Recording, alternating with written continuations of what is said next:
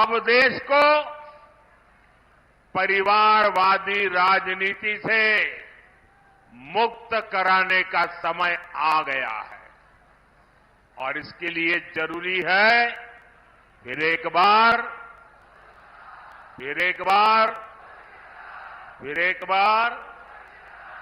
साथियों, इस बार अलीगढ़ में 26 अप्रैल को और हाथरस में 7 मई को मतदान है। आपको अलीगढ़ से मेरे छोटे भाई सतीश गौतम जी को और हाथरस से मेरे अनन्य साथी अनूप वाल्मीकि जी को भारी मतों से जिताना और इसके लिए मुझे आपके आशीर्वाद चाहिए। और आप भले यहां वोट हमारे सतीश जी को देंगे होंगे या अनूप जी को देते होंगे, लेकिन ये पक्का मानिए जब कमल के निशान पर बटन दबाएंगे ना तो मोदी को सीधा आपका वोट मिल जाएगा। तो मैं वोट मोदी के लिए मांगने के लिए आया हूं। आपका आशीर्वाद मिलेगा, आपका आशीर्वाद मिलेगा, भरपूर मिलेगा। अच्छा, हमें एक और बात भी याद रखनी होगी। एक तरफ फसल की कटाई का समय है, शादी ब्याह का भी समय है और गर्मी तो पूछो मत, है सब कुछ है। लेकिन भाइयों बहनों, देश से तो बड़ा कुछ नहीं होता ना। देश से बड़ा कुछ होता है। देश का इतना बड़ा महत्वपूर्ण चुनाव है, हमें सारे काम छोड़ करके वोट करना चाहिए कि नहीं करना चाहिए? सुबह सुबह वोट करना बहुत जरूरी है। करोगे? धूप निकलने से पहले वोट हो जाए, जलपान से पहले मतदान हो जाए। आपके एक एक वोट का बहुत महत्व है। अब आप देखिए, पहले आए दिन बॉर्डर पर बम गोले चलते थे, गोलियां चलती थी और आए दिन हमारे वीर सपूत शहीद होते थे। तिरंगे में लिपट करके उनका शरीर घर लौटता था। आज ये सब बंद हो गया कि नहीं हो गया? सबकी बोलती बंद हो गई कि नहीं हो गई? उनकी तोप और बंदूक बारूद सब बिक गए कि नहीं बिक गए? पहले आए दिन आतंकी बम फोड़ते थे, सीरियल ब्लास्ट होते थे। अयोध्या को नहीं छोड़ा, काशी को नहीं छोड़ा, हर बड़े शहर में आए दिन बम धमाका। अब सीरियल बम धमाकों पर भी अब फुल स्टॉप लग गया है कि नहीं लग गया है? और जो फर्स्ट टाइम वोटर है ना, उनको शायद याद नहीं होगा, तब वो 5 साल, 7 साल, 8 साल, 10 साल के होंगे। जरा याद कीजिए, आपके परिवार में पूछिए, उस समय अखबारों में, टीवी पर एडवर्टाइजमेंट आता था। और एडवर्टाइजमेंट क्या होता है कि कहीं पर भी कोई लावारिस चीज दिखाई दे तो उससे दूर रहना, उससे छूना मत। कहीं बैग दिखाई दे, कहीं कुकर दिखाई दे, कहीं टिफिन का बॉक्स दिखाई दे, उधर पास मत जाना, तुरंत पुलिस को जानकारी देना। ये आए दिन सूचना दी जाती थी। एयरपोर्ट पे जाओ तो इसका अनाउंसमेंट होता था। रेलवे स्टेशन पर जाओ उसका अनाउंसमेंट होता था, बस स्टेशन पर जाओ अनाउंसमेंट होता था कि लावारिस चीजों को हाथ में लगाओ। इन मेरे फर्स्ट टाइम वोटर है ना, तब बहुत छोटे थे, उनको मालूम नहीं होगा। ये सरकार लगातार बोलती थी, सूचना देती थी। क्यों? क्योंकि इन लावारिस चीजों में बम रखे जाते थे और कोई निर्दोष व्यक्ति उसको हाथ लगाता था, वो मौत के घाट उतर जाता था। भाइयों बहनों, ये मोदी योगी का कमाल है, ये सारा बंद हो गया। हुआ कि नहीं हुआ? शांति मिली कि नहीं मिली? और जब शांति मिलती है तो सुरक्षा मिलती है तो विकास होता है कि नहीं होता है? पहले आर्टिकल 370 के नाम पर जम्मू कश्मीर में अलगाववादी शान से जीते थे और हमारे फौजियों पर पत्थर चलाते थे। अब इन सब पर फुल स्टॉप लग गया कि नहीं लग गया? लग गया कि नहीं लग गया? पहले अलीगढ़ में भी आए दिन कर्फ्यू लगता था। अगल बगल के लोगों को अलीगढ़ आना है तो फोन करके पूछते थे, भाई शांति है ना, मैं आऊं तो चलेगा ना? शादी की तारीख तय करनी हो तो पूछते थे, यार कहीं दंगा हो जाए, ऐसे इलाके में शादी नहीं करेंगे, कहीं और करेंगे। ये हाल था कि नहीं था? ये गया कि नहीं गया? ये योगी जी ने करके दिया है आपको। साथियों, दंगे, हत्या, गैंग वॉर, फिरौती, ये सब तो सपा सरकार का ट्रेडमार्क ही था। यही उनकी पहचान थी और उनकी राजनीति भी उसी से चलती थी। एक समय था जब हमारी बहन बेटियां घर से बाहर निकल नहीं पाती थी। योगी जी की सरकार में अपराधियों की हिम्मत नहीं है कि वो नागरिकों का अमन चैन बिगाड़े। साथियों, कांग्रेस, सपा जैसी पार्टियों ने हमेशा तुष्टीकरण की राजनीति की और मुसलमानों के राजनीतिक, सामाजिक, आर्थिक उत्थान के लिए कभी कुछ नहीं किया। और जब मैं पसमंदा मुसलमानों की मुसीबत की चर्चा करता हूं तो इनके बाल खड़े हो जाते हैं, क्योंकि ये ऊपर के लोगों ने मलाई खाई है और ये पसमंदा मुसलमानों को भी उसी हालत में जीने के लिए इन लोगों ने मजबूर कर दिया है।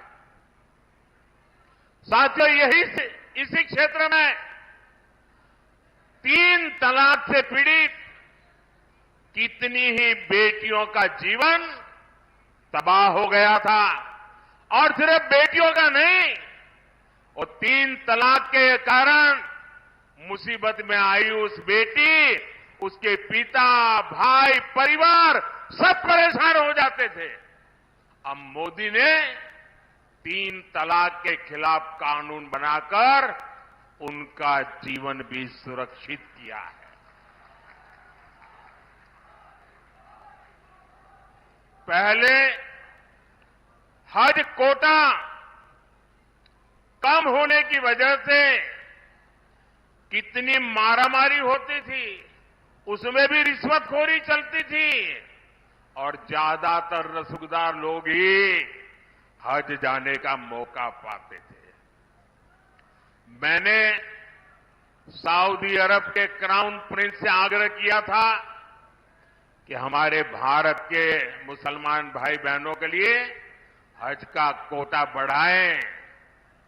आज न सिर्फ भारत का हज का कोटा बढ़ा है, बल्कि वीजा नियमों को भी आसान बनाया गया है।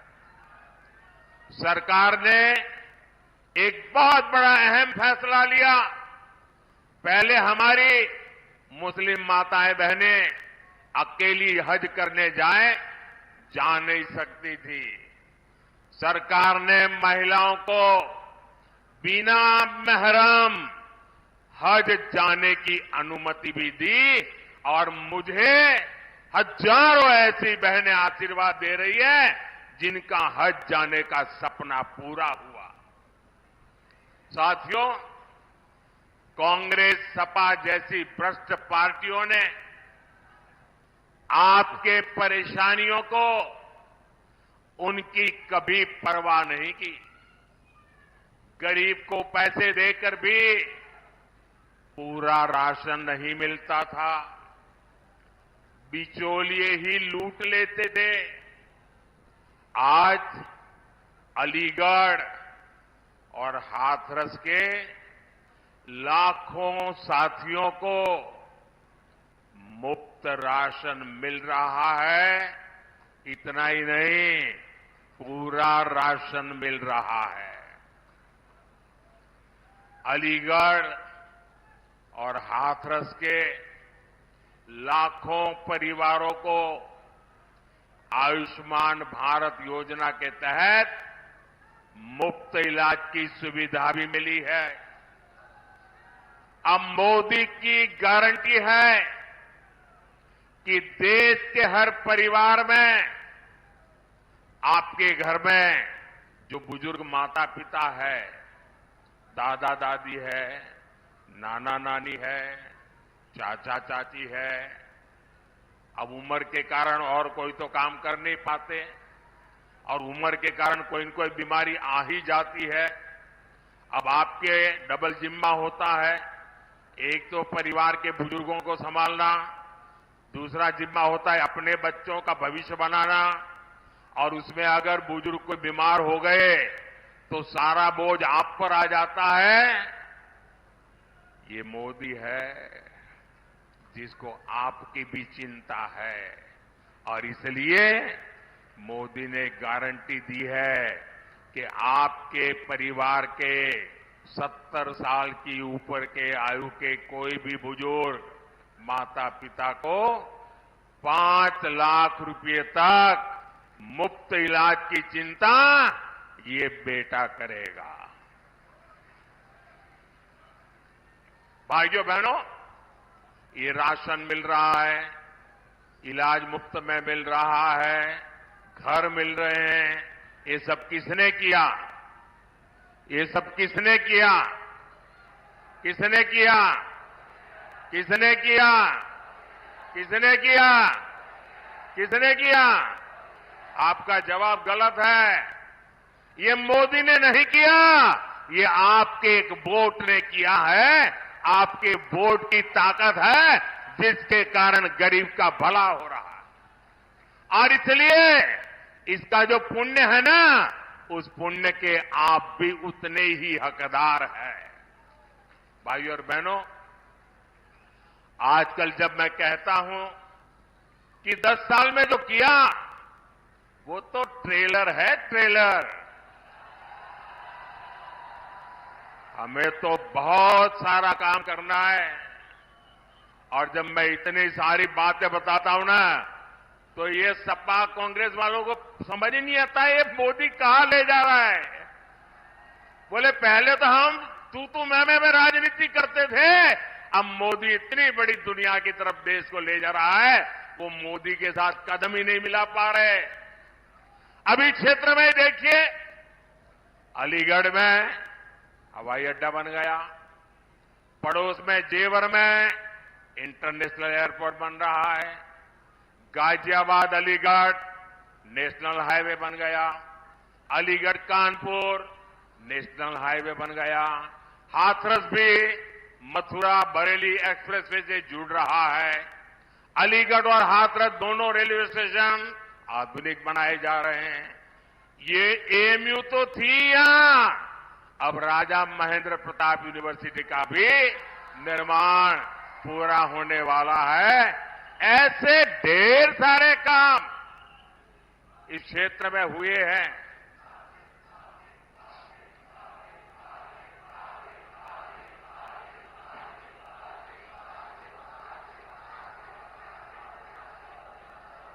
अब आप मुझे बताइए, इतने सारे काम हो जाए तो किसी को भी आराम करने का मन कर जाए कि न कर जाए? कर जाए कि न कर जाए? लेकिन ये मोदी है, आपके लिए जीता है, वो रुकना जानता नहीं है। और इसलिए क्योंकि मैंने तय किया है, आपका सपना ही मेरा संकल्प है। मेरा पल पल आपके नाम है। मेरा पल पल देश के नाम है। 24/7 फॉर 2047।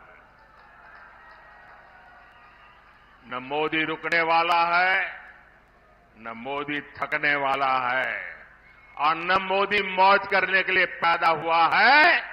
मोदी मेहनत के लिए पैदा हुआ है। वो आपके भविष्य के लिए, आपके बच्चों के भविष्य के लिए मेहनत करने में कोई कमी नहीं रखूंगा। साथियों, ये इंडी गठबंधन वाले इतनी निराशा में डूबे लोग हैं कि भविष्य की ओर देखने के लिए हौसला ही नहीं रहा।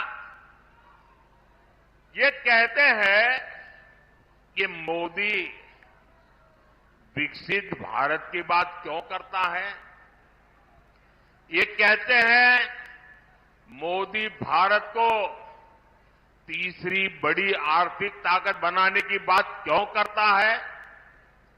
ये लोग अपने परिवार और सत्ता के लोभ के अलावा कुछ नहीं करते और जनता से छलावा करते रहते।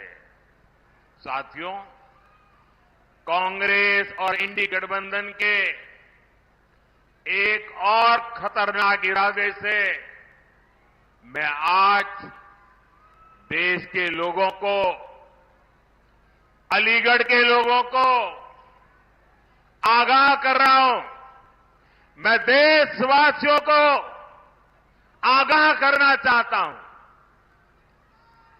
कांग्रेस और इंडी गठबंधन की नजर अब आपकी कमाई पर है, आपकी संपत्ति पर है।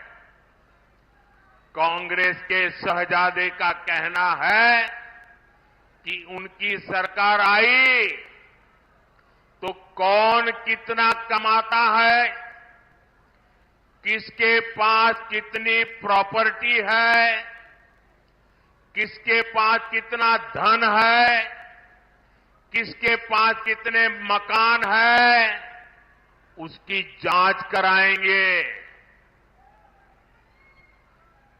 इतना ही नहीं, वो आगे कहते हैं कि ये जो संपत्ति है उनको सरकार अपने कब्जे में लेकर उसको सबको बांट देगी।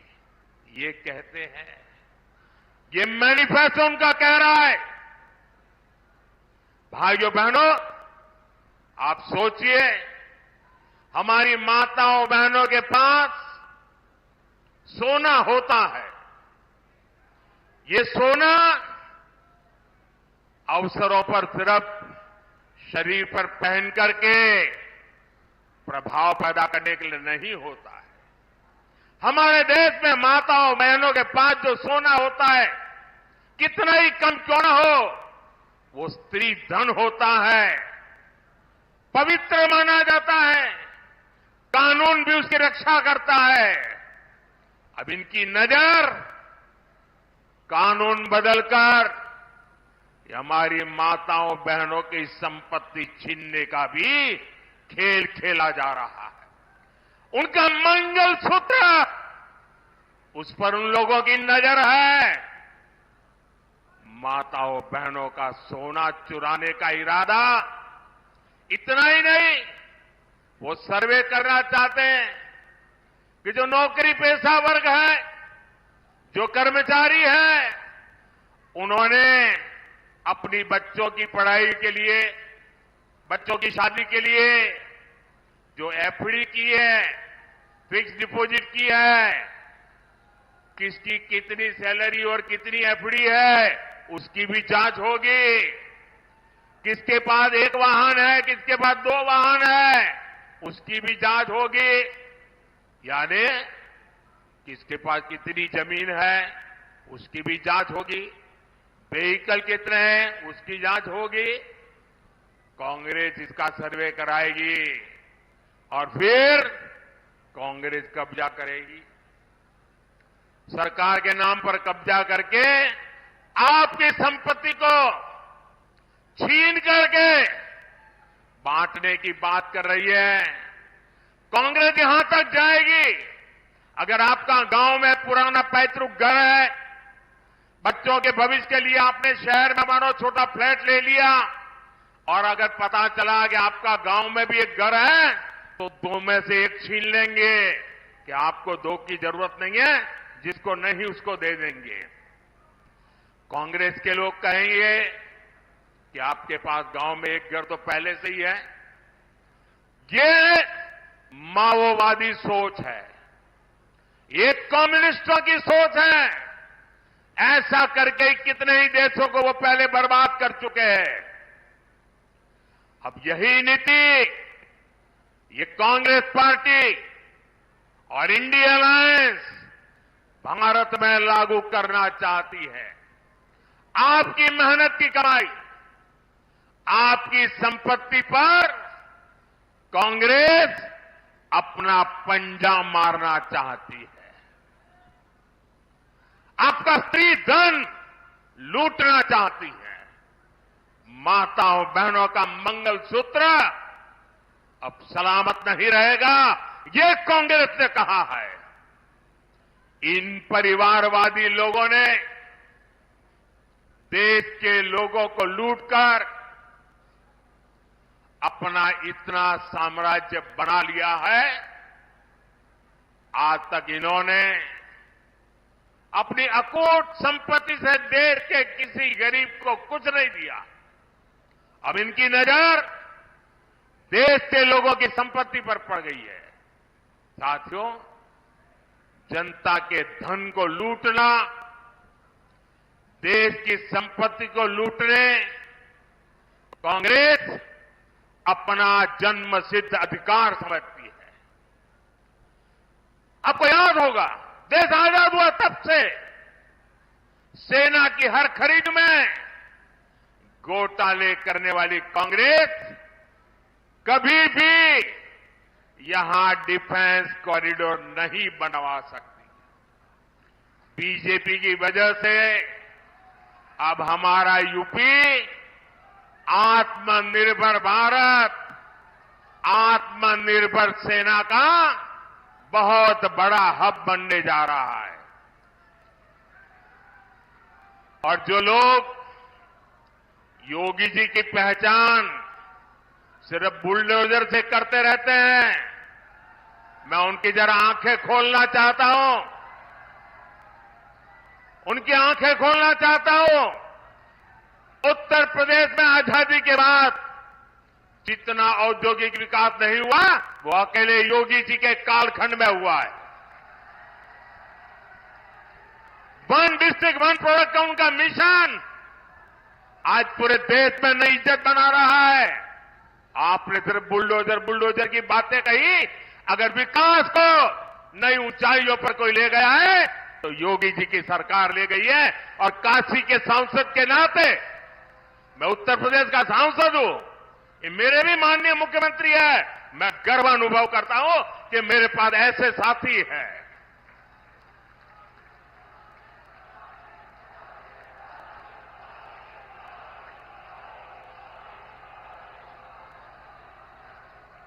कुछ दिन पहले ही हमने ब्रह्मोस मिसाइल की पहली खेप फिलीपींस को निर्यात की है।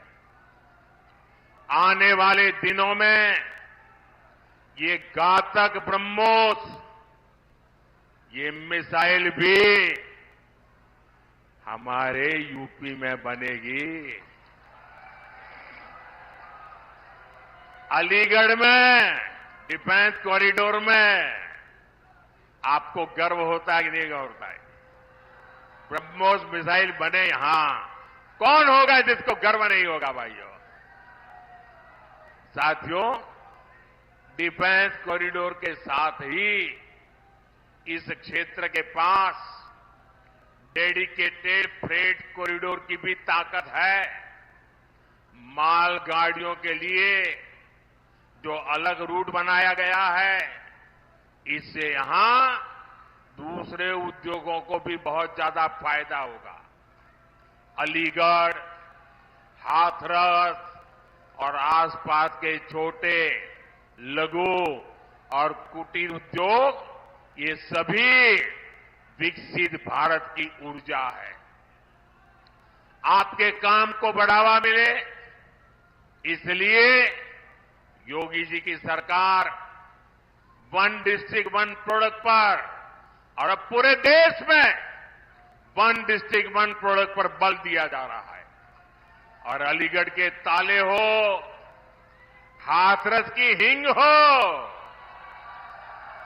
मेटल उद्योग हो, गारमेंट उद्योग हो, गुलाल उद्योग हो, भाजपा सरकार हर उद्योग की ताकत बढ़ा रही है।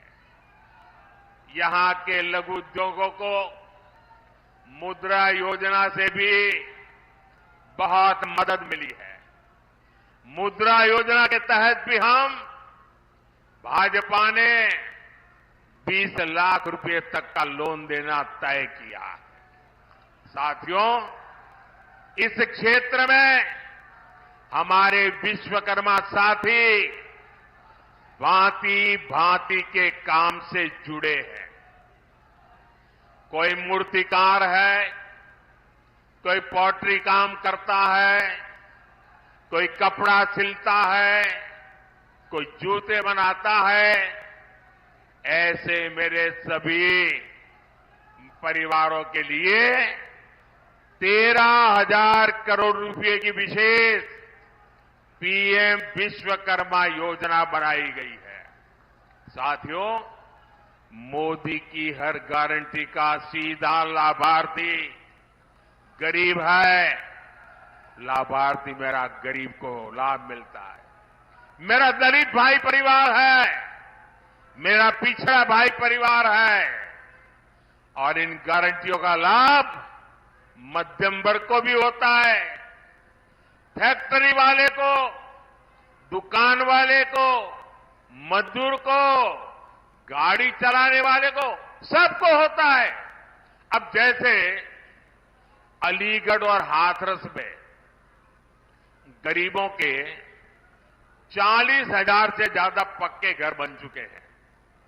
इन घरों को बनाने के लिए जो सामान लगता है, वो तो यहां के कारखानों से, यहां की दुकानों से ही जाता है।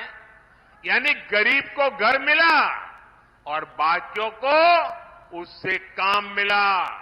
और अब तो मोदी ने 3 करोड़ नए घर बनाने की गारंटी दी है। और घर बनेगा तो सीमेंट लगेगा, ईंट लगेगी, टाइल भी लगेगी, दूसरा हार्डवेयर भी लगेगा। और इतना ही नहीं, जब झुग्गी झोपड़ी में रहता है तब ताला लगता है क्या? नहीं लगता ना। और घर मिल गया तो ताला लगेगा कि नहीं लगेगा? और ताला कहां से जाएगा? ताला अलीगढ़ से जाएगा। आप कल्पना कीजिए, कितने ही गरीबों का जीवन सुधरेगा, कितना कारोबार बढ़ेगा। भाइयों और बहनों, इस क्षेत्र को गंगा और यमुना दोनों का आशीर्वाद प्राप्त है। यहां खेती, किसानों को ताकत कैसे मिले, गन्ना किसानों की ताकत कैसे बढ़े, इसके लिए भाजपा लगातार काम कर रही है। हमने पीएम किसान सम्मान निधि के तहत अभी तक करीब 3 लाख करोड़ रुपए किसानों के खाते में भेजे हैं। अब हमने सहकारी क्षेत्र में अनाज भंडारण की सबसे बड़ी योजना शुरू की है। बीजेपी ने अपने मैनिफेस्टो में भी कहा है कि हम आलू, टमाटर, प्याज इन किसानों के लिए विशेष स्टोरेज क्लस्टर बनाएंगे। इसका बहुत अधिक लाभ अलीगढ़ और हाथरस के किसानों को होगा। साथियों, ये क्षेत्र ब्रज की देहरी है, 84 कोस परिक्रमा की धरती है।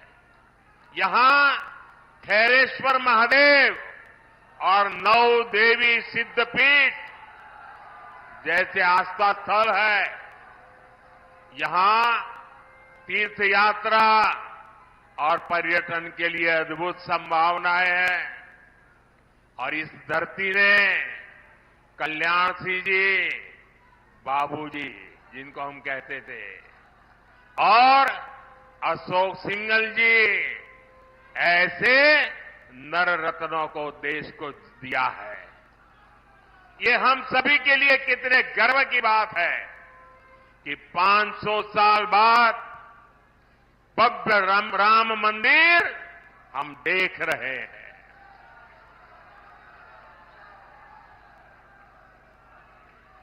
और जब भव्य राम मंदिर की बात आती है ना, तो उनकी नींद उड़ जाती है।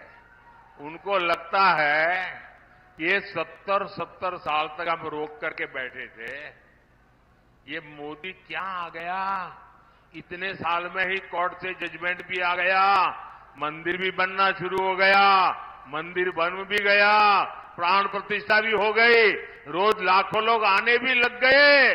अब इनकी नींद उड़ गई है, मैं क्या करूं बताओ।